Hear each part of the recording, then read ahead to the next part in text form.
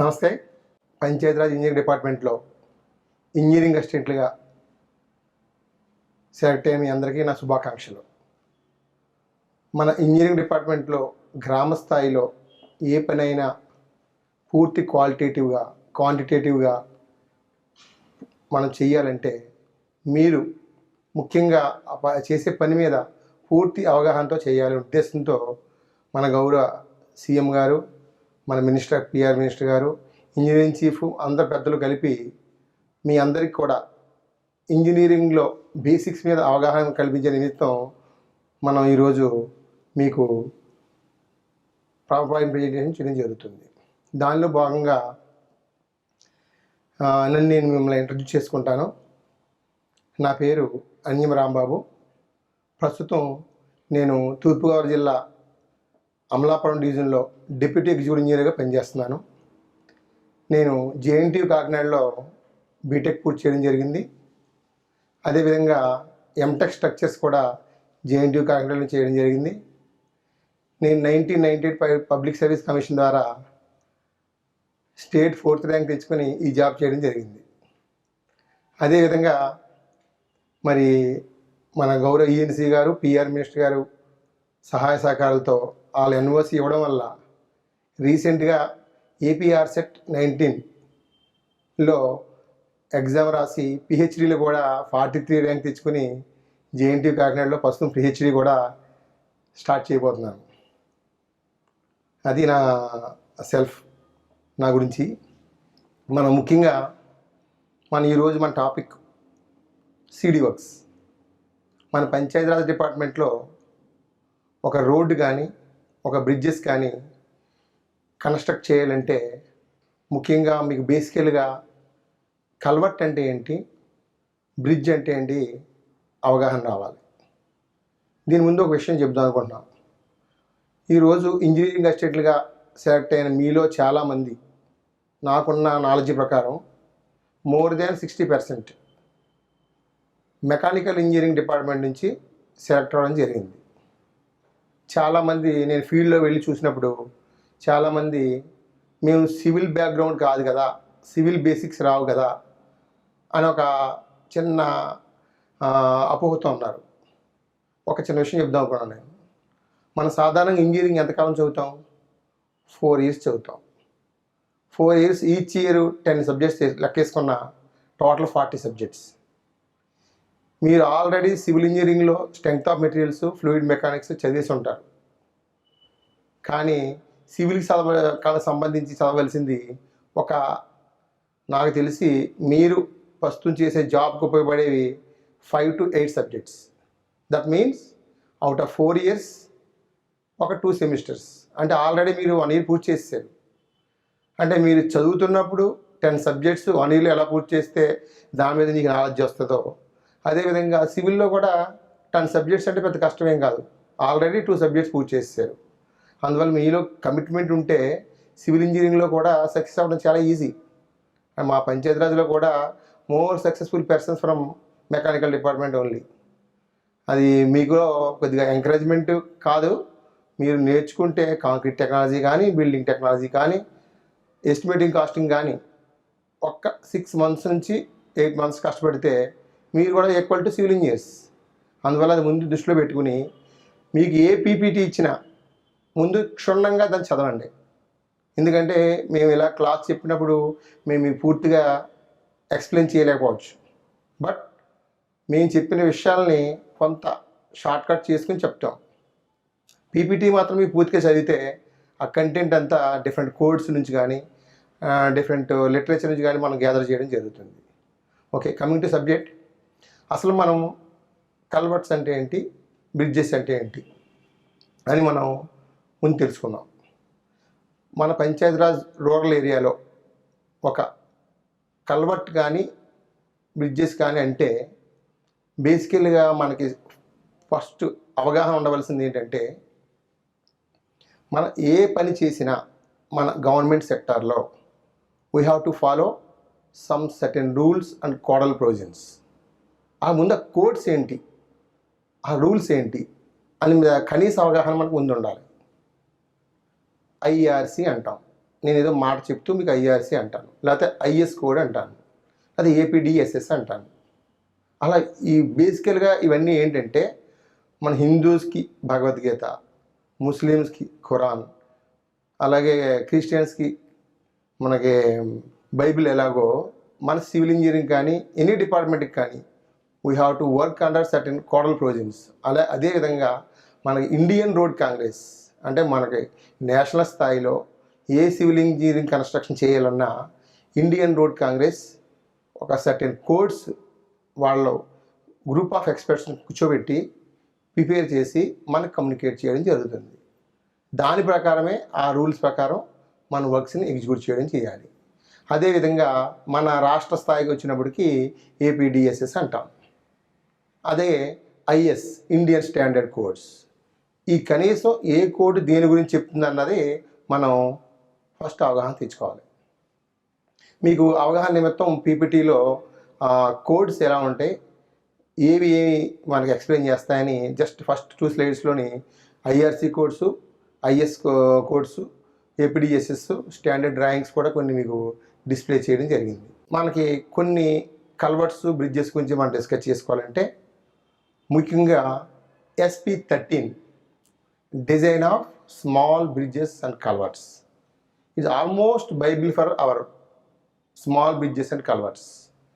ఈ బుక్ తీసుకుని మీరు A to Z కానీ తరువుగా స్టడీ చేస్తే దానిలో డిఫరెంట్ ఆర్టికల్స్ ఉంటాయి. ప్రతి ఆర్టికల్ ఒక ఆర్టికల్ ఫౌండేషన్ గురించి చెప్తుంది, ఒక ఆర్టికల్ ఏమో డిశ్చార్జ్ గురించి చెప్తుంది, ఒక ఆర్టికల్ ఏమో కన్స్ట్రక్షన్ గురించి చెప్తుంది. డిఫరెంట్ ఆర్టికల్స్ కింద విడదీయడం జరిగింది. మీరు ఆ SP13 నాకు తెలిసి ప్రతి ఇంజనీరింగ్ అసిస్టెంట్ దగ్గర ఆ SP13 బుక్ కొనుక్కొని మీతో పాటు ఉంచుకోవాల్సిన అవసరం చాలా అవసరం ఉంది. అలాగే ఫర్ ఎగ్జాంపుల్ SP47 అంటే ఒక బ్రిడ్జ్ కడుతున్నప్పుడు నువ్వు ఏమేం క్వాలిటీ ప్రికాషన్స్ తీసుకోవాలి, ఓ రోడ్డు కడుతున్నప్పుడు ఏం క్వాలిటీ ప్రికాషన్స్ తీసుకోవాలి అని మనకి SP47 చెప్తుంది. అదే మనకి ముఖ్యంగా లాంగ్ స్పాన్ బ్రిడ్జెస్ కావాలితే IRC 78. ఇలా చెప్పుకుంటే చాలా బాగుంది. చాలా ఉన్నాయి. మనం సివిల్ ఇంజనీరింగ్లో ఏదైనా బ్రిడ్జ్ కానీ కలెక్టర్ కానీ డిజైన్ చేయాలంటే 2 మెథడ్స్ ఫాలో అవుతాం. ఒకటి వర్కింగ్ స్ట్రెస్, రెండోది లిమిట్ స్టేట్. IRC 112 2011లో వచ్చింది. ఇది బ్రిడ్జెస్ డిజైన్ చేయడం వర్కింగ్ స్ట్రెస్ కాకుండా లిమిట్ స్టేట్లో చేయమని చెప్పి ఈ కొత్త కోడ్ రీసెంట్గా రావడం జరిగింది. మీరు ఒక్కసారి ఈ కోడ్స్ కానీ నేను రాసిన లిటరేచర్ కానీ చదివితే ఏ కోడ్ దేనికి ఉపయోగపడుతుంది అన్నది మీకు క్లియర్గా అవగతం అవుతుంది. ఫర్ ఎగ్జాంపుల్ SP13 తీసుకుంటే దానిలో 1 to 19 ఆర్టికల్స్ ఉంటాయి. దానిలో ఫర్ ఎగ్జాంపుల్ ఆర్టికల్ 1 అసలు ఒక కల్వర్ట్ కట్టడానికి ఏ ఎక్స్పెక్ట్స్ మనం కన్సిడర్ చేయాలి. ఆర్టికల్ 2 సైట్ ఇన్స్పెక్ట్ చేసి ఏ సైట్లో మనం కల్వర్ట్ కట్టాలి. అలాగే మన ఆర్టికల్ 8 లీనియర్ వాటర్వే అంటే వెంట ఎంత పెట్టాలి. అదే ఆర్టికల్ 9 మన నార్మల్స్ కవర్ డెప్త్ ఎంత. ఇటువంటివన్నీ కూడా ఒక్కొక్క ఆర్టికల్ ఒక్కొక్కటి ఎక్స్ప్లెయిన్ చేస్తూ జరుగుతుంది మనకి. అందువల్ల మీరు కంపల్సరీ SP13 కొనుక్కుని దాన్ని కూలంకషంగా చదివితే మీకు కల్వర్ట్స్ గురించి పూర్తి అవగాహన వస్తుంది. ఓకే, మన టాపిక్లో భాగంగా what is meant by CD work. అలా CD వర్క్ అంటే ఏంటి? C stands for something, D stands for something. Cross drainage work అంటాం. CD అంటే క్రాస్ డ్రైనేజ్ వర్క్ అంటాం. యాజ్ పర్ కోడల్ ప్రొవిజన్స్ 2 నేను డెఫినేషన్ ఇవ్వడం జరిగింది. నేను తెలుగులో ఎందుకు చెప్తున్నానంటే మీకు ఇంగ్లీష్లో ఎంత చెప్పినా మీరు మెకానికల్స్ కొంతమంది ఉన్నారు కాబట్టి వీలైనంత వరకు బోత్ ఇంగ్లీషు తెలుగులో కూడా చెప్తే మీకు మెసేజ్ ప్రాపర్గా కన్వే అవుద్దే ఉద్దేశంతో తెలియడం చెప్పలేదు. ఫర్ ఎగ్జాంపుల్ CD వర్క్ అంటే CD వర్క్ అంటే అర్థం ఏంటి? మనం యాజ్ పర్ డెఫినేషన్స్ IRCలో 2 డెఫినేషన్స్ ఇవ్వడం జరిగింది. A work which were constructed across a natural stream so that dispose of water without any interruption is known as CD work అంటాం. అంటే ఒక కల్వర్ట్ కానీ ఒక బ్రిడ్జ్ కానీ కట్టాలంటే ఒక రోడ్డు మీద వెళ్తున్నాం. మనం వెళ్తున్నప్పుడు మన న్యాచురల్ స్ట్రీమ్స్ రివర్స్ అవ్వచ్చు, కాలువలు అవ్వచ్చు, డ్రైన్స్ అవ్వచ్చు, చాలా మనకి అడ్డొస్తాయి. అంటే ఆ ఫ్లోని ఏ విధమైన అబ్స్ట్రక్షన్ లేకుండా మన మూమెంట్ ఈజీగా జరగాలి. అంటే మన రోడ్డు ముందుకు వెళ్ళాలి, అట్ ది సేమ్ టైం ఆ ఫ్లోలో ఎక్కడ కూడా డిస్టర్బెన్స్ రాకూడదు. ఆ ఫ్లో ఎక్కడ ఆపకూడదు. దానికి అడ్డంగా కట్టేదాన్ని క్రాస్ డ్రైనేజ్ వర్క్ అంటాం. ఈ ఈ కల్వర్ట్స్ బ్రిడ్జెస్ని బేసికల్గా మనం కొన్ని విభాగాలుగా దాన్ని మనం విడదీసుకోవడం జరిగింది. అంటే క్లాసిఫికేషన్. మనం మేజర్గా ఎనీ స్ట్రీమ్ ద్వారా వెళ్ళే సీడీ వర్క్స్ కొన్ని, మనకి రైల్వే లైన్స్ కూడా అడ్డుగా వస్తాయి, దానికి అడ్డుగా కట్టి కూడా కొన్ని మనకి సీడీ వర్క్స్ ఉంటాయి. అదేవిధంగా ట్రాఫిక్ ఎక్కువగా ఉన్నప్పుడు ట్రాఫిక్ జంక్షన్స్ దగ్గర కొన్ని ఉంటాయి. ఇప్పుడు మనం డిస్కస్ చేసుకునేది స్ట్రీమ్స్కి ప్యారలల్గా వెళ్ళే పర్పెండిక్యులర్గా వెళ్ళే రోడ్స్ గురించి డిస్కస్ చేసుకుందాం. మన స్ట్రీమ్స్కి అక్రాస్గా కట్టేది కల్వర్ట్స్, కాజ్వేస్, బ్రిడ్జెస్. మళ్ళీ కల్వర్ట్స్ని 2 విధాలుగా మనం డిజైన్ చేయడం జరుగుతుంది. ఒకటి pipe culvert, 2 slab culvert. Causeways కూడా మన యొక్క ఫ్లో పర్సంటేజ్ని బట్టి దాన్ని కూడా 3 భాగాలుగా మనం క్లాసిఫికేషన్ చేయడం జరిగింది. అదే బ్రిడ్జెస్, చిన్న బ్రిడ్జిలు, పెద్ద బ్రిడ్జిలు, అంటే minor bridges and major bridges. ఇప్పుడు 2 క్లాసిఫికేషన్ ఏంటి? ఏదైనా రైల్వే క్రాసింగ్ మనం అడ్డొస్తే దాన్ని మనం ఎలా క్లాసిఫికేషన్ చేస్తాం? ROB and RUB, road over bridge, road under bridge. అదేగే మన రోడ్ జంక్షన్స్ ఉంటాయి, చాలామంది ఈ మధ్య పదం వింటున్నాం, ఫ్లై ఓవర్స్. ఇవి ట్రాఫిక్ అర్థంగా వచ్చినప్పుడు మాత్రం అండ్ ఫ్లై ఓవర్స్ అంటాం. ఇవి మేజర్ క్లాసిఫికేషన్స్. మీకు నేను ఒక 9 స్లైడ్స్ పెట్టడం జరిగింది. అలా మన కల్వర్ట్ అంటే ఏంటి, బాక్స్ కల్వర్ట్ అంటే ఏంటి, స్లాబ్ కల్వర్ట్ అంటే ఏంటి, మేజర్ బ్రిడ్జ్ ఏంటి, మైనర్ బ్రిడ్జ్ ఏంటి, ఫ్లై ఓవర్ ఏంటి, ROB ఏంటి, RUB అని మీకు అవగాహన కోసం కొన్ని స్లైడ్స్ ఫోటోగ్రాఫిక్గా చూపించడం జరిగింది. మనం సీడీ వర్క్ అంటే డెఫినేషన్ తెలుసుకున్నాం. దానిలో ఫస్ట్ మనం టాపిక్ ఏంటి? కల్వర్ట్స్. ఈ కల్వర్ట్స్ అంటే ఏంటి, బ్రిడ్జెస్ ఏంటి?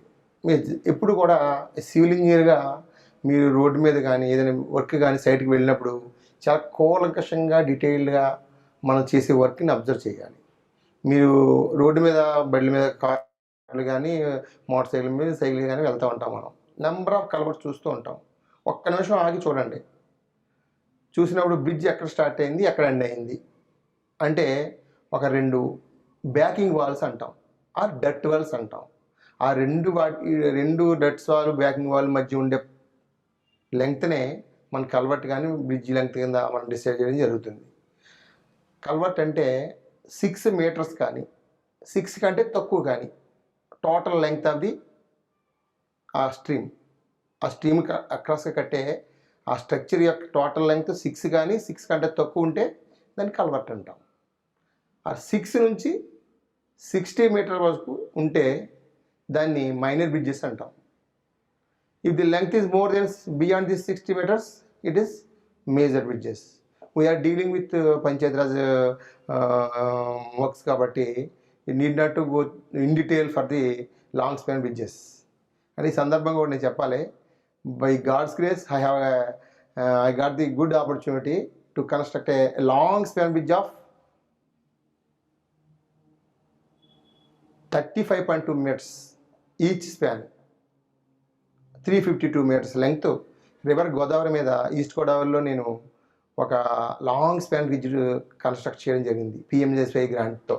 మన పై అధికారులు అందరి సహకారంతో మన పంచాయతీరాజ్ డిపార్ట్మెంట్ అన్ని జిల్లాల్లో కల్లా లాంగెస్ట్ బ్రిడ్జ్ 35 crores స్టార్ట్ చేసి 2019 నవంబర్ని మన ఆనరబుల్ CM గారితో ఓపెన్ చేయడం జరిగింది. అంటే మన చిన్న కల్వర్ట్స్ కానుంచి మన Panchayati Raj department long span bridges కూడా మనం డీల్ చేస్తాం.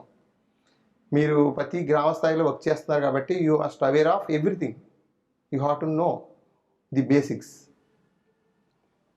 మనం కల్వర్ట్ గురించి మాట్లాడుకుంటే పైప్ కల్వర్ట్ అంటే ఒక స్ట్రీమ్ వెళ్తున్నప్పుడు మీరు చాలా చోట్ల చూస్తూ ఉంటారు, పైప్స్ అంటాం మనం. పైప్స్ ఉపయోగించి రోడ్డుకి అడ్డంగా వేసి దాని మీద రోడ్ కన్స్ట్రక్ట్ చేస్తే ఆ పైప్ కల్వర్ట్ అంటే చిన్న విలేజెస్లో చిన్న పిల్ల కాలువల దగ్గర మనం పైప్ కల్వర్ట్ కడతాం. ఫర్ ఎగ్జాంపుల్ కొద్దిగా డిశ్చార్జ్ ఎక్కువగా ఉండి ఆ స్ట్రీమ్ యొక్క వెడల్పు ఒక 3 meters ఉంటే మనం అక్కడ స్లాబ్ కల్వర్ట్స్ కట్టుకోవడం జరుగుతుంది.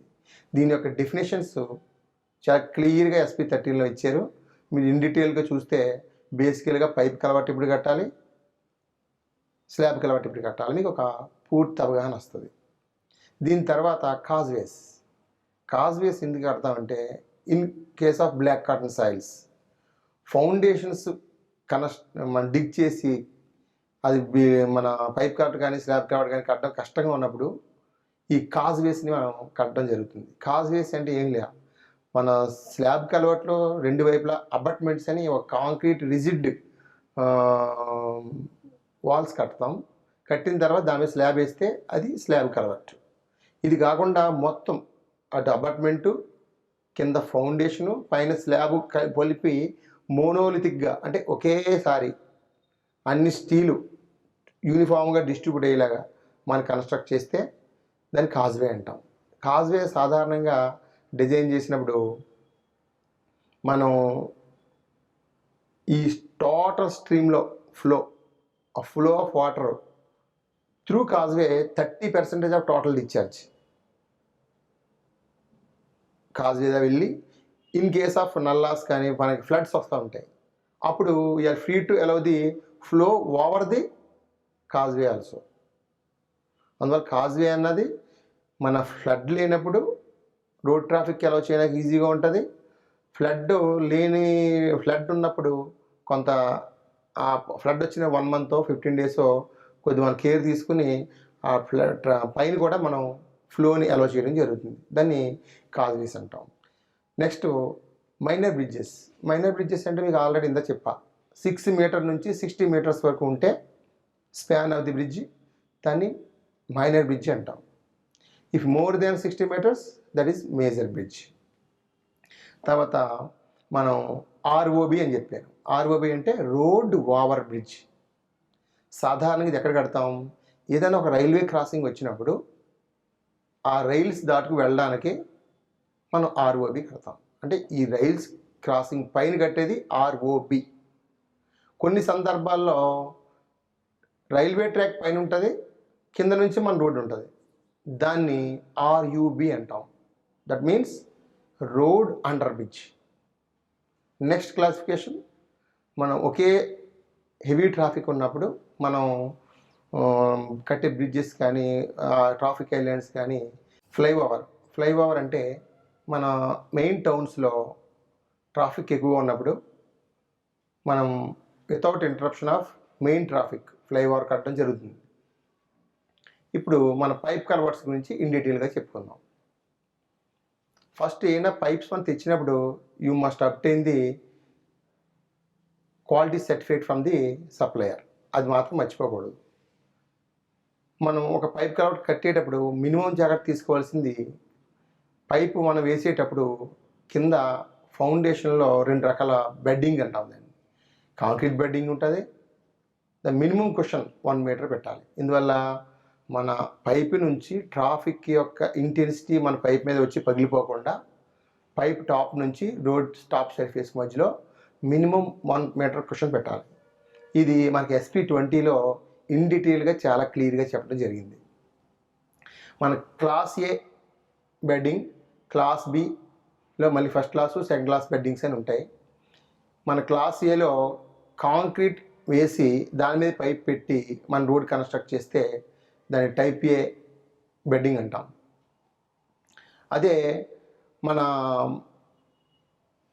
కాంక్రీట్ వేయకుండా కూడా మనం లోకల్ శాండ్ కానీ మన పైపు కింద పైన కూడా శాండ్తో ఫిల్ చేసి కూడా మన పైప్ కలవటు టైప్ బి బెడ్డింగ్ వేసి కన్స్ట్రక్ట్ చేయడం జరిగింది. మనం ఎంత చూసుకున్నా ఈ పైపు పెట్టినప్పుడు లాంగిట్యూడినల్ స్లోప్ అంటాం. ఆ లాంగిట్యూడినల్ స్లోపు కనీసం 1/1000 మెయింటైన్ చేయాలి. ఎందువల్లంటే మన రెయినీ కాలంలో ఆ పైప్ కలవట్ దగ్గర వాటర్ స్టాగ్నేట్ అవ్వకుండా న్యాచురల్గా డ్రైన్ ఆఫ్ అయిపోయేలాగా. ఇది మన SP20లో ప్లేట్ నెంబర్ 70లో చాలా క్లియర్గా ఇచ్చారు. ఆ స్లైడ్స్ కూడా నేను దీంట్లో మీకు వేయడం జరిగింది. తర్వాత పైప్ కల్వర్ట్స్ నేను చిన్న స్లైడ్స్ 2 చూపించాను. పైప్ కల్వర్ట్ యొక్క క్రాస్ సెక్షను, పైప్ కల్వర్ట్ యొక్క బెడ్డింగ్. ఫస్ట్ స్లైడ్లో చాలా డీటెయిల్డ్గా మన బెడ్డింగ్ ఎలా వేయాలి, మినిమం ఎంత డెప్త్ ఆఫ్ ఫౌండేషన్ తవ్వాలి, అంటే కాంక్రీట్ బెడ్డింగ్ వేసినప్పుడు కాంక్రీట్ని ఎలా బర్రీ చేయాలి మన పైప్ని, లేకపోతే పైప్ పైన ఎంత మినిమం క్వశ్చన్ మెయింటైన్ చేయాలి అన్నది ఈ రెండు ఫ్లో డయాగ్రామ్స్లో మీకు క్లియర్గా చూపించడం జరిగింది. అసలు మన పైప్స్ వేసినప్పుడు మనం సాధారణంగా NP2, NP1, NP3 class pipes అని చెప్తూ జరుగుతుంది. అలా NP అంటే ఏంటి? NP అంటే నాన్ ప్రెషర్ పైప్. అంటే మన గోడౌన్స్లో వాటిల్లో మన ఇంట్లో పైపులు ఉంటాయి, అంటే వాటర్ ఫ్లో అవుతూ ఉంటుంది కానీ అండర్ ప్రెషర్ ఉంటుంది, దాన్ని ఏమో ప్రెషర్ పైప్ పంపింగ్ సిస్టమ్ అంటాం. మనం ఇక్కడ ఏంటి, వితౌట్ ప్రెషర్ మన వాటర్ ఫ్లో అవుతూ ఉంటుంది. అందువల్ల దీన్ని NP అంటే non pressure pipe 1, non pressure pipe 2, non pressure pipe 3 అని మనం హ్యూమ్ పైప్స్ని క్లాసిఫికేషన్ చేయడం జరిగింది. ఈ క్లాసిఫికేషన్లో IS 458 2003లో ఆ కోడ్ రిలీజ్ చేయడం జరిగింది. దానిలో ఈ NP3 సంబంధించి డీటెయిల్స్ అన్నీ కూడా ఈ ఏ డయామీటర్లో ఈ అవైలబుల్గా ఉంటాయి. 80 నుంచి మనకి 1800 వరకు, అంటే 150 mm, 200 mm, 300 mm, 400 mm, 600 mm different డయామీటర్లో మనకి NP3 క్లాస్ పైపులు అవైలబుల్గా ఉన్నాయి. ఏ పైప్ యొక్క స్పెసిఫికేషన్ ఏంటన్నది మన ఈ స్లైడ్స్తో కూడా నేను మీకు ఇన్కార్పొరేట్ చేయడం జరిగింది. తర్వాత మన ఈ పైప్ కాలువ కట్టినప్పుడు ఈ వాటర్ ఫ్లో అవుతూ ఉంటుంది. ఈ వాటర్ ఫ్లో అయినప్పుడు మన పైప్ కలవట్ ఏమీ డ్యామేజ్ అవ్వకుండా రెండు వైపులా మనం బాడీ వాల్స్ అని కట్టడం జరుగుతుంది. ఆ బాడీ వాల్స్ అంటే మనం కన్స్ట్రక్ట్ చేసే రోడ్డు యొక్క ఎంబాంక్మెంట్ రెండు వైపులా పడిపోకుండా different types of body walls, మీకు స్ప్లేడ్, రెక్టాంగులర్ అని different 4 types of body walls shape కూడా మీకు ఈ డయాగ్రామ్స్లో నేను చూపించడం జరిగింది. అసలు ఫస్ట్ కల్వర్ట్ కట్టినప్పుడు మనం ఏమేం జాగ్రత్తలు తీసుకోవాలి? ఫస్ట్ ఒక కల్వర్ట్ కడుతున్నామంటే సైట్లోకి వెళ్ళిన వెంటనే ఇక కల్వర్ట్ అవసరం ఉందా లేదా, ఎటువంటి సందర్భంలో మనకు పైప్ కట్టాలన్నది ఒక ముఖ్యమైన ఒక 7 పాయింట్స్. సాధారణంగా కట్టే పైప్ కల్వర్ట్ ఎప్పుడు కూడా మన ఈ స్ట్రీమ్స్ యొక్క బెండ్స్లో కట్టకూడదు. స్ట్రైట్ పోర్షన్ ఎక్కడ ఉందో అక్కడ కట్టితే దానివల్ల అడ్వాంటేజ్ ఏంటంటే కవరింగ్ యాక్షన్ ఉండదు. తర్వాత మనం కట్టి కల్వర్ట్కి రెండు వైపులా బండ్స్ చాలా స్ట్రాంగ్గా ఉండాలి, లేకపోతే అక్కడ ఎక్కువ ఫ్లడ్ వచ్చినప్పుడు 2 బండ్స్ కొట్టుకుపోయే ప్రమాదం ఉంది. తర్వాత ఏ వర్క్ చేసినప్పుడు సరే మన ఆ ఫ్లో, ఆ స్ట్రీమ్ యొక్క బెడ్ లెవెల్ మనం ప్రీవియస్ రికార్డ్స్ బట్టి అసెస్మెంట్ చేసుకుని సైట్ ఇన్స్పెక్షన్ చేసిన తర్వాతే ఆ బెడ్ లెవెల్ ఫిక్స్ చేసుకోవాలి. తర్వాత మన డిఫరెంట్ రుగాసి కోఎఫిషియంట్ అంటాం మనం, అంటే సిల్ట్ ఫ్యాక్టర్. అంటే బాగా రాక్ ఏరియాలో సిల్ట్ ఫ్యాక్టర్ కోఎఫిషియంట్ ఒకలా ఉంటుంది. ఈ డెల్టా ఏరియా అంటే మన సముద్రం దగ్గరలో సిల్ట్ ఫ్యాక్టర్ కోఎఫిషియంట్ వేరేగా ఉంటుంది. దాని ప్రకారమే మన డిశ్చార్జ్ కాల్కులేషన్ చేసి మన పైప్ కలవట్ యొక్క డయామీటరు, వాటి యొక్క డీటెయిల్స్ మనం అసెస్మెంట్ చేయవలసి ఉంటుంది. తర్వాత పైప్ కల్వర్ట్కి అవసరం ఉండదు, కానీ స్లాబ్ కల్వర్ట్ కానీ బ్రిడ్జెస్ కానీ కట్టేటప్పుడు ఆ బ్రిడ్జ్ మీద వచ్చే లోడు, ఆ లోడ్ తర్వాత బిల్డింగ్ మన బ్రిడ్జ్ కన్స్ట్రక్షను, ఆ కల్వర్ట్ కన్స్ట్రక్షన్, ఆ లోడ్ ఎంత వస్తుంది, ఆ లోడు కింద ఉండే సాయిల్ తీసుకుంటుందా లేదా అని మనం ఒక అసెస్మెంట్ చేసుకోవాలి. దీనికి సాయిల్ ఇన్వెస్టిగేషన్ అని ఒక ట్రయల్ పిట్ వేసి కనీసం మినిమం ఎక్కడ మన అపార్ట్మెంట్ కానీ పియర్ కానీ కడుతున్నామో ఎగ్జాక్ట్లీ ఆ లొకేషన్ కింద మనం ట్రయల్ పిట్స్ వేసుకుని కింద సాయిల్ కనీసం 2 to 3 మీటర్స్ వరకు ఎటువంటి సాయిల్ ఉంది, లూజ్ సాయిల్ ఉందా, స్ట్రాంగ్గా ఉందా లేదా, రేపొద్దున బ్రిడ్జ్ కన్స్ట్రక్ట్ చేస్తే నిలబడతా లేదా అని మనం సాయిల్ ఇన్వెస్టిగేషన్ కంపల్సరీ చేయవలసిన అవసరం ఉంది. చాలామంది సివిల్ ఇంజనీరింగ్ స్టూడెంట్స్ తెలిసే ఉంటుంది. మన మేజర్ బ్రిడ్జెస్కి అయితే IRC 78 ప్రకారం SPT స్టాండర్డ్ పెనెట్రేషన్ టెస్ట్ ఇది కంపల్సరీ చేయాలి. ఒక 63.5 kgs ఉన్న వెయిట్ని మనం ఒక 450 mm సింక్ అయ్యేలాగా మన లోడ్స్ పైనుంచి డ్రాప్ చేయడం జరుగుతుంది. అది ఒక 755 centimeters హైట్ నుంచి మనం డ్రాప్ చేసినప్పుడు ఎన్ని డ్రాప్స్కి ఈ 450 మనకి శాంపుల్ కిందకి దిగిందో చూసుకుని resistance offered by the soil, దాన్ని బట్టి ఆ యొక్క సాయిల్ యొక్క కెపాసిటీని మనం అసెస్మెంట్ చేయడం జరిగింది. అది ఇన్ డీటెయిల్గా మీకు SPT టెస్ట్ తర్వాత క్లాస్లో మనం చెప్పుకోవచ్చు. జస్ట్ ఏదైనా బ్రిడ్జ్ కట్టేటప్పుడు మాత్రం you must have awareness regarding type of soil existing below the our propose construction. దీనికి డిఫరెంట్ ఒక కల్వర్ట్ కానీ ఒక బ్రిడ్జ్ కానీ కట్టేటప్పుడు ఆ ఫ్లోని మనం ఏ విధమైన అబ్స్ట్రక్షన్ చేయకూడదు. దానికి ఆ ఫ్లోని అసెస్మెంట్ చేయడానికి మనం బీటెక్లో చదువుకున్నాం. డికెన్స్ ఫార్ములా, తర్వాత empirical formulas, rational methods, slope area method, unit hydrograph method, flood frequency method, ఈ మెథడ్స్ అన్నీ ఉపయోగించి అసలు ఆ కన్స్ట్రక్ట్ చేసే వాటర్ ఫ్లోలోంచి ఎంతవరకు వాటర్ వెళ్తుందని మాత్రం సింపుల్ మన logic, discharge is equal to area into velocity. ఆ డిశ్చార్జ్ కాల్కులేట్ చేయాలంటే పై మెథడ్స్ ఉపయోగించి మనం అసెస్మెంట్ చేయడం జరుగుతుంది. సీడీ వర్క్ కట్టాలంటే అంటే కన్స్ట్రక్ట్ చేయాలంటే మనం మెయిన్ కాంపోనెంట్స్ ఏంటి? అబెట్మెంట్స్, అంటే 2 బ్యాంక్స్ వైపు కట్టేవి వాటిని అబెట్స్మెంట్ అంటాం. మధ్యలో ఏమైనా చిన్న చిన్న స్పాన్ పెరిగినప్పుడు పియర్స్ కూడా మనం కన్స్ట్రక్ట్ చేయడం జరుగుతుంది. దాని తర్వాత ఈ ఫౌండేషన్, ఏ విధమైన ఫౌండేషన్ మనం వెయ్యాలి అంటే ఆ బెడ్స్ ఎరోజన్ కానీ గురవుతుందా లేదా అని, ఆ కింద సాయిల్ యొక్క రాకా, సిల్టీ శాండా అని మనం అసెస్మెంట్ చేయాలి. అప్పుడు మనం ఏం చేయాలంటే జనరల్గా మనం ఫాలో అయ్యే ప్రిన్సిపల్ ఏంటంటే ఎక్కడ మన బ్రిడ్జ్ కానీ కలవట్ కానీ కడదాం అనుకుంటున్నామో ఆ స్ట్రీమ్కి upstream side, downstream side కరెక్ట్గా బ్రిడ్జ్ కట్టి లొకేషన్స్లోని మన cross sections, upstream side, downstream side మన క్రాస్ సెక్షన్స్ తీసుకుని ఎంత ఏరియా ఉంది, ఎంత ఏరియా నుంచి ఎంత వాటర్ డిశ్చార్జ్ అవుతుంది అన్నది మనం అసెస్మెంట్ చేసుకోవాలి. ఈ డెల్టా ఏరియాలో అయితే drains, canals well designed discharge ఉంటుంది. ఆల్రెడీ ఇరిగేషన్ డిపార్ట్మెంట్ దగ్గర ఈ పర్టికులర్ కెనాల్ ద్వారా ఎంత వాటర్ వెళ్తుంది, లేకపోతే పర్టికులర్ డ్రైన్ ద్వారా ఎంత వాటర్ డిశ్చార్జ్ అవుతుంది అని వాళ్ళ దగ్గర డిజైన్ కాల్కులేషన్స్ ఉంటాయి.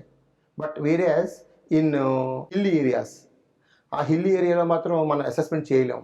అక్కడ కురిసే వర్షాన్ని బట్టి, మన క్యాచ్మెంట్ ఏరియా బట్టి మనం ఆ ఫ్లోని అసెస్మెంట్ చేయాలి.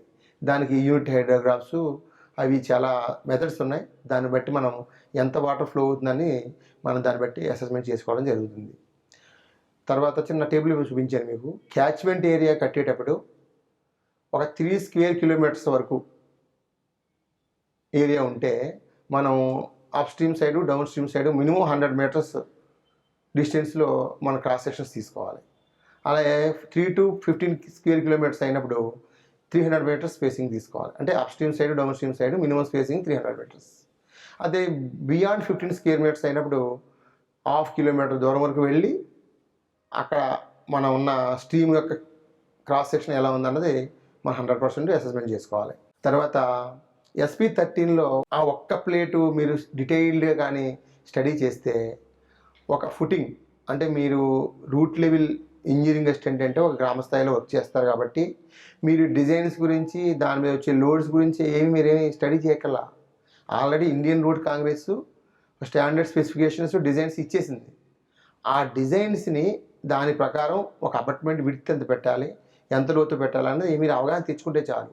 ఈ ప్లేట్లో ప్లేట్ నెంబర్ 5 SP13లో చాలా డీటెయిల్డ్గా మనకి ఏ యొక్క స్పాన్కి ఎంతెంత మనం ఫౌండేషన్ వెడల్పు పెట్టాలి అపార్ట్మెంట్ అని చాలా డీటెయిల్గా ఇవ్వడం జరిగింది. ఆ స్లైడ్స్ నేను కట్ చేసి నేను మీని ఎలాగ ఇంటర్పోలేట్ చేసుకోవాలన్నది ఈ స్లైడ్స్లో చూపించడం జరిగింది. మనం ఒక కల్వర్ట్ కట్టేటప్పుడు మన ఒక ఇరిగేషన్ డిపార్ట్మెంట్ వాళ్ళు కొన్ని డీటెయిల్స్ మనకు ఇస్తారు. దానిలో మినిమం డెఫినేషన్స్ మనకు తెలియవలసిన అవసరం ఎంతైనా అవసరం ఉంది. ఫర్ ఎగ్జాంపుల్ FSL అని రాసి ఒక వాల్యూ ఇస్తాడు ఆయన. అంటే FSL అంటే ఏంటి అంటే ఫుల్ సప్లై లెవెల్. అంటే మన ఫ్లడ్ వచ్చినప్పుడు దాంట్లో మ్యాక్సిమం ఎంత లెవెల్ వరకు వాటర్ మన ఫ్లో అవుతుంది అన్నది FSL అంటాం. HFL అంటే హైయెస్ట్ ఫ్లడ్ లెవెల్, అంటే నార్మల్గా కాకుండా ఎప్పుడు ఒక 10 ఇయర్స్కి ఒకేసారి ఎక్కువ ఫ్లడ్ వచ్చేస్తుంది, హైయెస్ట్, దాన్ని HFL అంటాం. LWL అంటే రైనీ సీజన్ అయిపోయిన తర్వాత సమ్మర్లో మినిమం వాటర్ ఫ్లో అవుతుంది, దాన్ని LWL అంటాం, లోయెస్ట్ వాటర్ లెవెల్ అంటాం. తర్వాత ఈ డెఫినేషన్తో పాటు మనం కొన్ని టెక్నికల్ టర్మ్స్ తెలుసుకోవాలి. ఫ్రీ బోర్డ్ అంటే చాలామంది కొద్దిగా కన్ఫ్యూజ్ అవుతారు. అంటే మనం ఒక కన్స్ట్రక్షన్ చేస్తున్నప్పుడు బండ్స్ మీద నుంచి 2 బండ్స్ మధ్యలో మనం ఒక బ్రిడ్జ్ కన్స్ట్రక్షన్ చేస్తాం. దేర్ఫోర్ ది ఫ్రీ బోర్డ్ అన్నది మన top of the bund level అంటే టీబీఎల్. ఆ టీబీఎల్కి హెచ్ఎఫ్ఎల్కి మధ్య డిఫరెన్స్ని, అంటే ఎంత మ్యాక్సిమం ఫ్లడ్ ఫ్లో అవుతుందో నువ్వు కట్టే బ్రిడ్జ్ యొక్క కన్స్ట్రక్షన్ యొక్క బండ్ ఇదైతే ఈ బండ్కి నువ్వు కట్టే హెచ్ఎఫ్ఎల్కి మధ్యలో డిఫరెన్స్నే ఫ్రీ బోర్డ్ అంటాం మనం. ఆ ఫ్రీ బోర్డ్ ఎందుకు పెట్టాలంటే రేపు పొద్దున్న ఎప్పుడన్నా ఎక్కువ ఫ్లడ్ వచ్చినప్పుడు మన బ్రిడ్జి మీద నుంచి వాటర్ వెళ్ళిపోకూడదు. ఆ ఫ్రీ బోర్డు మనం SP13లో క్లియర్గా ఎంత పెట్టాలన్నది డిశ్చార్జ్ని బట్టి కూడా ఇవ్వడం జరిగింది. అందువల్ల ఫ్రీ బోర్డ్ అన్నది you have to take care of. తర్వాత బాక్స్ కల్వర్ట్. ఈ కల్వర్ట్స్లో అనదర్ టైప్ త్వరగా కన్స్ట్రక్షన్ అయిపోవడానికి స్ట్రాంగ్గా ఉండడానికి మనం ఈ బాక్స్ కల్వర్ట్ని మీకు డయాగ్రామ్లో చూపించడం జరిగింది. అంటే అబట్మెంటు కింద ర్యాఫ్ట్, మన సాధారణంగా కింద ఫౌండేషన్ రకరకాల ఫౌండేషన్ ఉంటాయి, దాంట్లో ర్యాఫ్ట్ ఒక ఫౌండేషను, 2 వైపులు బండ్స్ పక్కన ఉండే వాటిని అబట్మెంట్స్ అంటాం. ఈ అబట్మెంట్ అయిపోయిన తర్వాత మనం వేసే స్లాబ్ని డెక్ స్లాబ్ అంటాం. ఈ 4 కలిపి మోనోలిథిక్గా కన్స్ట్రక్ట్ చేస్తే దాన్ని బాక్స్ కల్వర్ట్ అంటాం. ఈ బాక్స్ కల్వర్ట్ కూడా డెఫినేషన్ మీకు యాజ్ పర్ కోరల్ ప్రొవిజన్స్ నేను మీకు ఇవ్వడం జరిగింది. ఈ బాక్స్ కల్వర్ట్ చాలా అడ్వాంటేజెస్ ఉన్నాయి. దానివల్ల మెయిన్ అడ్వాంటేజ్ ఏంటంటే ఈ మొత్తం అబట్మెంటు, ఫౌండేషను, టాప్ మన డెక్ స్లాబ్ కలిపి మోనోలిథిక్గా యాక్ట్ చేస్తుంది కాబట్టి యాజ్ పర్ డిజైన్ ప్రకారం లీన్ సెక్షన్స్, అంటే మామూలుగా ఇండివిజువల్గా అపార్ట్మెంట్ కడితే ఒక 1 మీటర్ వస్తే ఈ బాక్స్ కల్వర్ట్లో ఒక 0.3, 0.45తో మనకు కన్స్ట్రక్ట్ జరుగుతుంది. దానివల్ల బోల్డ్ మెటీరియల్ సేవ్ అవుతుంది మనకి. అట్ ది సేమ్ టైం ఈ ఫౌండేషన్స్ వీక్ ఉన్నప్పుడు యాజ్ ఏ కల్వర్ట్ యూనిఫామ్గా యాక్ట్ చేయాలంటే ఈ బాక్స్ కల్వర్ట్ చాలా advantage in case of black cotton soils. మనం మ్యాక్సిమం కల్వర్ట్స్ గురించి చెప్పుకున్నప్పుడు ఈ ఒకసారి మనం నెంబర్ వేసుకుంటే పైప్ కల్వర్ట్స్ చెప్పుకున్నాం, స్లాబ్ కల్వర్ట్స్ అనుకున్నాం, బాక్స్ కల్వర్ట్స్ అనుకున్నాం. ఒక మీకు అవగాహన కోసం మన రూరల్ ఏరియాలో ఎక్కువ కట్టే 2-3 స్మాల్ బ్రిడ్జెస్ కల్వర్ట్స్ కూడా మీకు దీనిలో 2 డయాగ్రామ్స్ పెట్టి మీకు ఎక్స్ప్లెనేషన్ ఈజీగా ఉంటుందని 2 డయాగ్రామ్స్ కూడా పెట్టడం జరిగింది. దాన్ని డీటెయిల్గా ఫాలో అవ్వండి. ఈ స్లాబ్ కల్వర్ట్స్ బ్రిడ్జెస్, ఏ బ్రిడ్జ్ అన్నా మీరు కన్స్ట్రక్ట్ చేసేటప్పుడు కానీ first you have to bring the standard drawings.